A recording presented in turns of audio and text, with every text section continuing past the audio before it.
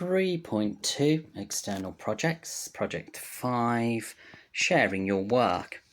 Now, this piece I've kept simple. There are 2 samples in this video, and this is taking on board my tutor's advice, using knitted material as a fabric, and also the experimentation with yarn. Now, this piece of yarn, as you can see, that lays across the surface, I found this actually in a charity shop. So it's quite a fancy yarn, very soft and very delicate. And this was lovely to work with. And I've just resonated the raised lines of the paper. This piece actually draws you in. You can actually want to touch it and feel the tactility and the softness. I feel that some of these pieces that I'm producing at the moment are also playing with the ideas of therapy, textile therapy, which I looked at in 3.1.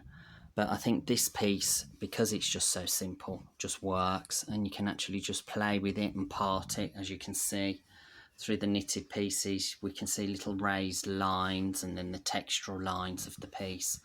And I think, the piece doesn't need to be pulled and twisted or played with any tension as such.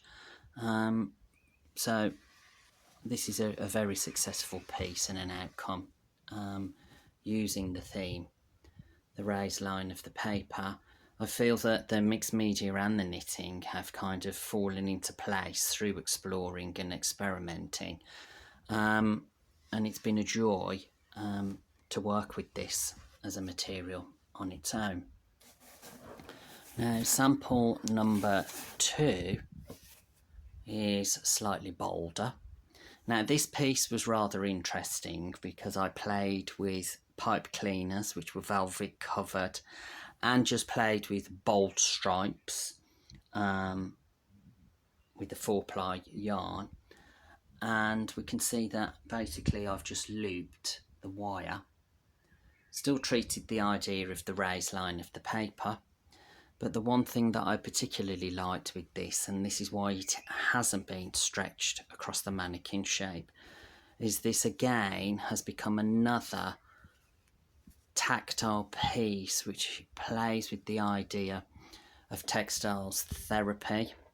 I think it could also play with the idea of cognitive therapy, which at present the knitting is actually giving me, but also one of the dyslexia traits, problem solving, which has been a joy, setting up the new knitting machines, working it out visually, again because I have difficulty with the reading of the instructions.